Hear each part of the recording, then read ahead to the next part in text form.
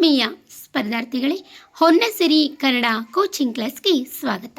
ನಿಮ್ಮ ಸಾಧನೆಯ ಉನ್ನತಿಗೆ ನಮ್ಮ ಕನ್ನಡದ ಸಿರಿ. ಯುಜಿಸಿ ನೆಟ್, ಕೆಸೆಟ್ ಮತ್ತು ಎಲ್ಲ ಕನ್ನಡ ಸ್ಪರ್ಧಾತ್ಮಕ ಪರೀಕ್ಷೆಯಲ್ಲಿ ಉತ್ತೀರ್ಣರಾಗಲು ಶ್ರಮಿಸುತ್ತಿರುವ ವಿದ್ಯಾರ್ಥಿಗಳಿಗಾಗಿ ಹೊನ್ನಸಿರಿ ಕನ್ನಡ ಕೋಚಿಂಗ್ ಕ್ಲಾಸ್ ಪಠ್ಯಕ್ರಮ ಆಧಾರಿತ ವಿಶೇಷ ತರಗತಿಗಳನ್ನು ಹಮ್ಮಿಕೊಂಡಿದೆ.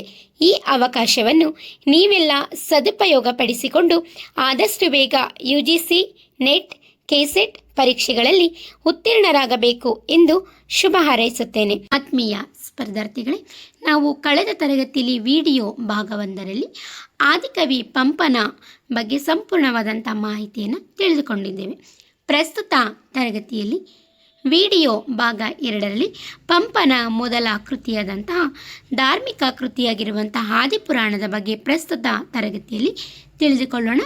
ನಾನು ಈ ಆದಿಪುರಾಣ ಕಾವ್ಯಕ್ಕೆ ಸಂಬಂಧಿಸಿದಂತೆ ಯಾವುದೇ ರೀತಿಯಾದಂಥ ಹೊಸ ವಿಡಿಯೋ ಮಾಡ್ತಾ ಇಲ್ಲ. ಕಾರಣ ಇಷ್ಟೇ, ನಾನು ಮಾಡಿರುವಂಥ ಹಳೆ ವಿಡಿಯೋದಲ್ಲೇ ಬಹಳ ಪ್ರಮುಖ ಅಂಶಗಳು ಇರೋದರಿಂದ ನಾನು ಯಾವುದೇ ರೀತಿಯಾದಂಥ ಹೊಸ ವಿಡಿಯೋ ಮಾಡಿಲ್ಲ. ದಯವಿಟ್ಟು ಆ ತರಗತಿಯನ್ನು ನೀವೆಲ್ಲರೂ ಮಿಸ್ ಮಾಡ್ಕೊಳ್ಳದೆ ನೋಡಿ. ಏಕೆ ಅಂತಂದರೆ ಪರೀಕ್ಷಾ ದೃಷ್ಟಿಯಿಂದ ಬಹಳ ಪ್ರಮುಖವಾದಂಥ ಅಂಶಗಳನ್ನು ಅದು ಒಳಗೊಂಡಿದೆ. ಆದಿಪುರಾಣದ ಕಾವ್ಯದ ಒಂದು ವಿಶ್ಲೇಷಣೆಯನ್ನು ನಾನು ತರಗತಿಯಲ್ಲಿ ಮಾಡಿದ್ದೀನಿ. ಅದರ ಒಂದು ಲಿಂಕನ್ನು ನಾನು ಡಿಸ್ಕ್ರಿಪ್ಷನ್ ಬಾಕ್ಸ್ನಲ್ಲಿ ಹಾಕ್ತೀನಿ. ದಯವಿಟ್ಟು ಯಾರು ಮಿಸ್ ಮಾಡ್ಕೋಬೇಡಿ, ಆ ತರಗತಿಯನ್ನು ನೋಡಿ. ಮುಂದಿನ ತರಗತಿಯಲ್ಲಿ ಮತ್ತೊಂದು ವಿಷಯದ ಬಗ್ಗೆ ನಾವು ನೋಡೋಣ.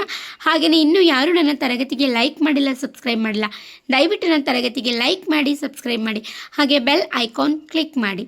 ಧನ್ಯವಾದಗಳು. ಮುಂದಿನ ತರಗತಿಯಲ್ಲಿ ಮತ್ತೊಂದು ವಿಷಯದ ಬಗ್ಗೆ ತಿಳಿದುಕೊಳ್ಳೋಣ. ಧನ್ಯವಾದಗಳು.